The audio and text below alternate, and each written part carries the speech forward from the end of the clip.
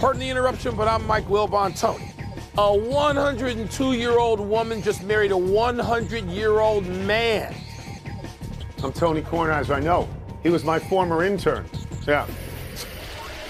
Why do people have to get married? Can't you just live in sin? What are they doing? What are you doing? Is there a prenup involved? What's going on here? Well, I think it's sweet. I'm hoping one of them is doing it for money, but I also think it's sweet. It's a funny concept, isn't it? Welcome to PTI, boys and girls. In today's episode, Bill Belichick reportedly interviews for a head coaching vacancy.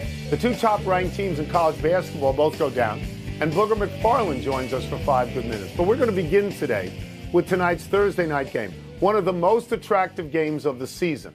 9-3 Green Bay at 11-1 Detroit, a divisional game. Detroit has won 10 games in a row. Green Bay has won 3 in a row and 7 of 8. Wilbon, this is your division. Do you feel like the Lions are vulnerable in this one?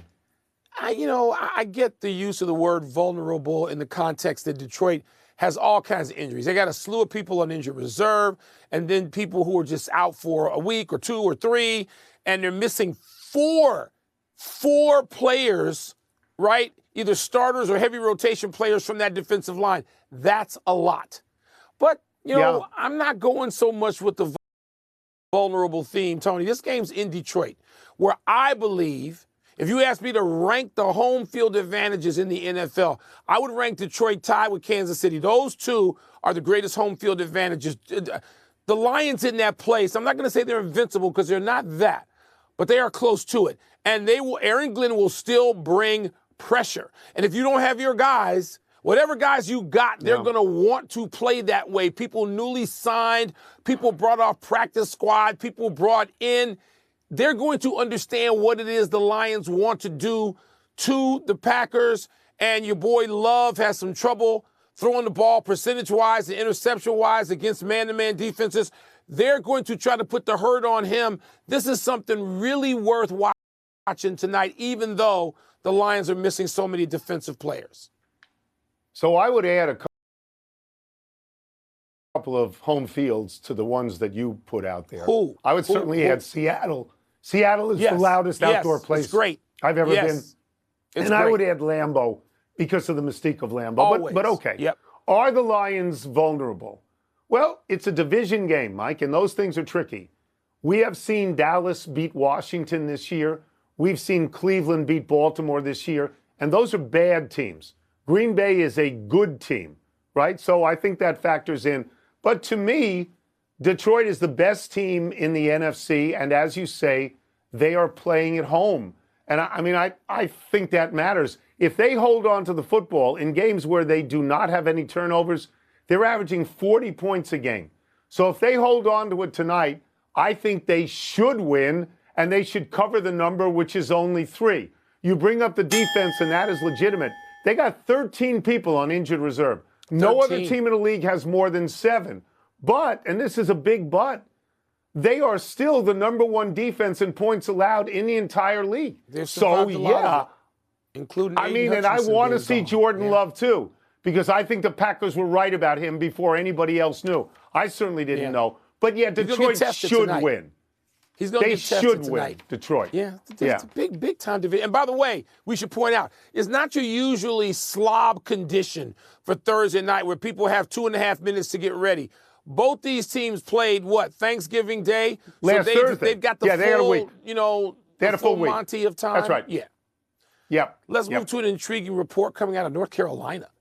Inside Carolina says the Tar Heels, UNC, have interviewed Bill Belichick for the head coaching job that opened up following the dismissal of Mac Brown. The school has reportedly also spoken with several other candidates, of course. Tone, could you see this being a gig Bill Belichick would want? So if you had said the following sentence to me, Bill Belichick has interviewed at the University of the New York Giants, I would have said yeah, because that would make sense to me. Okay, and I'm going to consult my notes a lot because we just learned about this story, about an hour ago. North Carolina, to me, that's something that Lincoln Riley should interview for if he's worried he's going to leave USC, that they don't want him there. Not the University of Central Florida, but North Carolina. Carolina. Bill Belichick is one of the greatest coaches in the history of the NFL, and I emphasize NFL here. That's important. He's on the short list. He may be the GOAT. I find it hard to see Bill Belichick in college negotiating NIL money with a 19-year-old quarterback, understanding the transfer portal. I know, Mike, I mean, I know he's close in age to Mac Brown, who just was at North Carolina. A year younger than Mac Brown. A little, 6 months or something like that. But I don't see it. Do you see it? I don't. Tony, you know, it's interesting. You mentioned the two factors that have to be mentioned anytime you talk about a person taking the job in college sports today, particularly football and basketball, but it can be beyond that depending on the campus. You don't do that if you're a head coach. And I've had head coaches say to me, we've got to get a general manager of. We can credit our friend Woj for recognizing early on. Tony, the programs hire general managers to deal just like teams do. And this is not something Pat Riley and Phil Jackson did as coaches or Bill Belichick. The GM did that. And now the big programs, and Carolina's a big program, they have to have, Tony, this isn't optional, okay? This is requisite. You have to have a general manager of that sport in college, deal with NIL primarily, and also the transfer portal. And that is why some coaches say, I'm not doing this, and they get out. So Belichick would go with that understanding that he would do largely what he did in New England, coach the team while others would take care of these complex issues. And that's fine. But let me just say this. Bill Belichick does not have to compete for a job at the University of North Carolina with, let's say, the guy who's coaching Tulane right now. This is Bill Belichick. If you want him, you just offer him the job. This is North Carolina, Mike. They know how it works because they had Dean Smith. They know. That's all you do. Let's go to college basketball, speaking of Dean Smith. Lots of upsets last night. Number 1, Kansas lost at unranked Creighton. Number 2, Auburn lost at number 9, Duke. Number 5, Marquette lost at number 6, Iowa State. And number 15, Baylor lost at number 25, UConn. So, Wilbon, which result stands out the most to you? Only one stood out. Last night, today, when reviewing it, one. Creighton beating Kansas. And, Tony, I'm not all that shocked about that. Creighton is a school, you know, it's a Midwestern school. I pay more attention to Creighton than maybe many of our viewers. And Creighton lost to Nebraska earlier this year, and I thought that was a little bit of a wonky loss because Creighton has had some good, really good teams that are a threat, you know, recently, and better than Nebraska's basketball team, even though Nebraska's playing in the Big Ten. So I looked at the Creighton loss to Nebraska. I thought, that's a little weird, but it's early. They can bounce back after whatever they were, 5-3, 6-3. So I thought last night they could win that game at home against Kansas, and they did. The other losses all involved a ranked team losing to a ranked team. It's no big deal. That's what you get in college basketball on your garden variety Wednesday night. None of the other things jumped off the page. Now, can Creighton continue this and put on a run now, which they've been capable of in previous seasons, and we get to the point where Creighton's a threat come March once they're named in the tournament? It's a little early to declare that, but that result was out. That result stands out for me for last night. Okay, I'm going to be honest here. I didn't watch much of any of the games that we talked about in the lead-in, but I watched a lot of Maryland beating Ohio State. I watched that. Maryland killed Ohio State. CILL killed Ohio State. The score at halftime was 50-17, and I'm watching the game, and I say to myself, what happened to Ohio State? Didn't Ohio State used to be good? In the second half, Mike, Maryland was up by 40. They were up 63-23 before they took their feet off the gas. And then I watched a lot of Alabama beating UNC in Chapel Hill. You know, and it was in the second half, late in the second half, it was 12, 15, 18. It was like not even close. And I know Alabama's number 10, but I didn't think it would be anything quite like that in North Carolina. That was part of the SEC ACC Challenge. 16 games, Mike.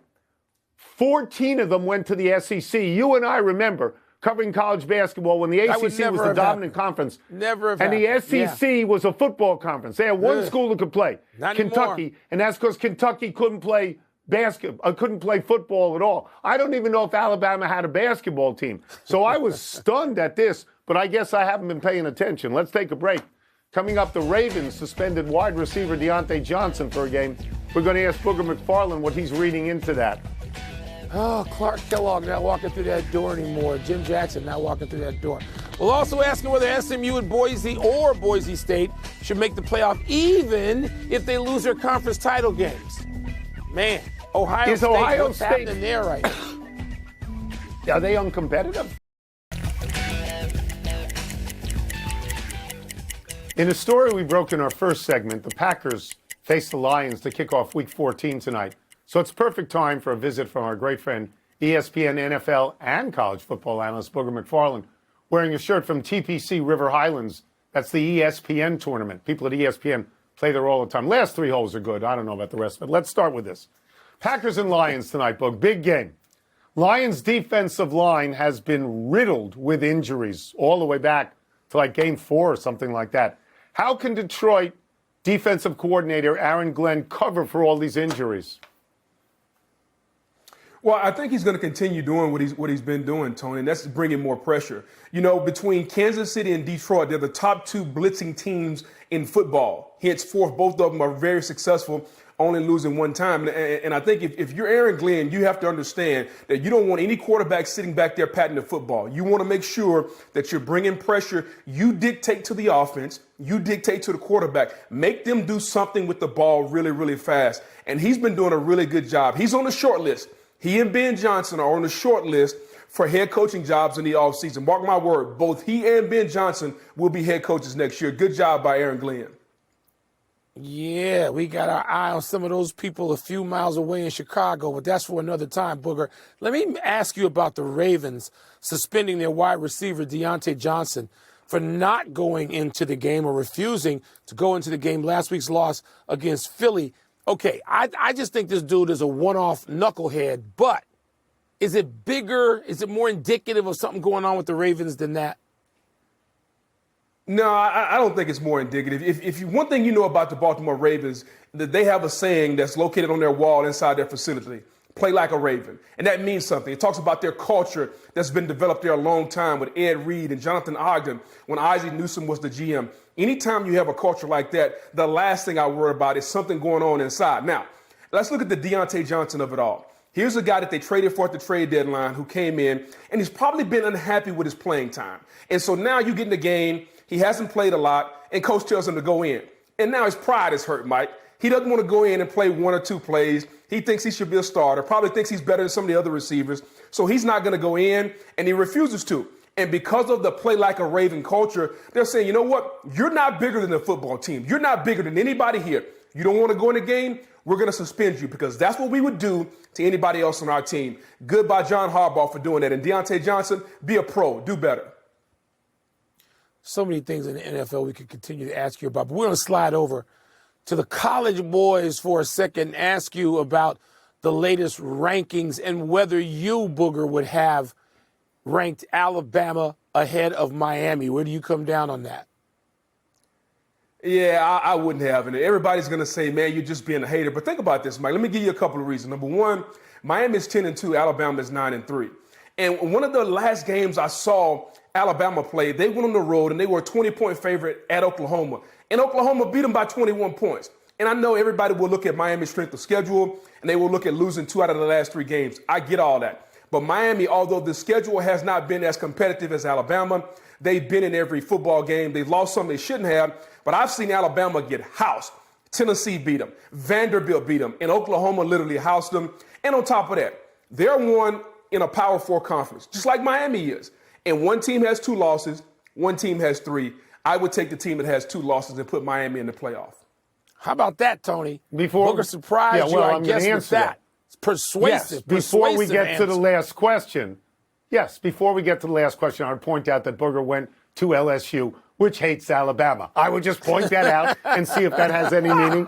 And then we'll get to the last question, and we'll stay with college. If SMU or Boise State, if either of them, if they lose in their conference title game, should either of them, I heard the Miami case, should either of them get in over Alabama? Well, if Boise State loses, Boise State is out. Boise State faces UNLV, and that's a win and get in game. Winner gets in, loser is not getting in. As far as the SMU of it all, think about this. SMU is 11-1, and right now they're comfortably inside the college football playoff. You go and you lose the ACC championship game, that gives them their second loss. Ward Manuel has told us, and he's kind of intimated, that this should be a reward. You shouldn't get punished for playing an extra game, for playing a 13th data point, so to speak. So if it were me, as long as the game is not 45-7, as long as Clemson were to win a game by 7 or 10 points, I'm putting Clemson and SMU in the college football playoff. And people in Tuscaloosa can thank you and Mike for that, Tony. I love it. Thank you, Booger. Thank you, Booger. Appreciate you, Booger. Anytime, fellas. Let's take one last break. Still to come, UCLA moves on from offensive coordinator Eric Bieniemy. Man, like, what is this, just a year? And the Lakers get stomped. The Lakers got killed. K-I-L-T, killed by Miami last night. Yeah. Wasted, starched. They're not moving Alabama out. They're not moving them out. No, they're not. They're praying that SMU and Boise State win. Not scared. Happy time, people. Happy 30th birthday, Trey Hendrickson. He's the three-time Pro Bowl defensive end from the Cincinnati Bengals. Hendrickson is leading the NFL this season with 11.5 sacks. He's 10th in the league in tackles for a loss with 12. But it's hard for me to celebrate anything on the Cincinnati defense because that defense stinks. The Bengals are allowing the second most points in the league, 28.3 a game. The Bengals defense is killing Joe Burrow. Burrow leads the NFL in touchdown passes and passing yards, and his team is 4-8. When the Bengals score 38 points or more, their record is 1-2. 38 points or more. The rest of the league's record in that circumstance is 21-0. But happy birthday, Trey. Well, yeah, once again, so much about the NFL's overstated. When Hendrickson missed a few days of either OTAs or actual training camp, the world was coming to an end. He had to be traded. Except he wasn't, he didn't, and the world didn't come to an end. He's leading the league in sacks. Come on. It's come to an end in Cincinnati. They're 4-8. Happy anniversary, Darryl Dawkins. This is posthumous, but on this day 46 years ago, the man known as Chocolate Thunder broke a backboard on an in-game dunk for the second time in 3 weeks. Dawkins was a prodigy on the 76ers, having been drafted out of high school. Unlike his first dunk, which left the rim attached, this one took the rim completely off, cracked all the glass. Dawkins received a standing ovation, of course, but it forced a 72-minute delay for the hoop to be replaced. Then Commissioner Larry O'Brien ruled that in the future, breaking the backboard would result in a fine and a suspension. Wilbon, can we call Shaq and ask how much fun it is to break a backboard? Tony, you were in locker rooms working the NBA. Did you like Darryl Dawkins? Did you talk to him? I never got to know him. On that team, I talked to George McGinnis and talked to Julius Erving. And there was no room for anybody else with those two. No room. Yeah, I can fill They're it the up. best talkers. Yeah. Happy trails to last night's game for the Lakers. It got blasted by the Heat by 41 in Miami, 41. LeBron did finally hit a three after missing 20 in a row, but that didn't mean much in the face of Miami's Tyler Hero hitting 7 straight in the third quarter alone. LA started the season 10-4, 2-6 since. After the game, head coach J.J. Redick called the team slide, quote, very odd, adding, this is a great quote, I'll take all the ownership in the world. This is my team, and I lead it, and I'm embarrassed, but I can't physically get us organized. I'm not blaming players. I own this, but I'm going to need some ownership on the court as well, unquote. How? Tony, I think if the Lakers don't get this turned around, and I don't think they can, Anthony Davis and LeBron are playing every game, and they think they can't win. Tell me if I'm crazy. I can see LeBron playing elsewhere come February. How about Golden State with Steph Curry? Would you like that?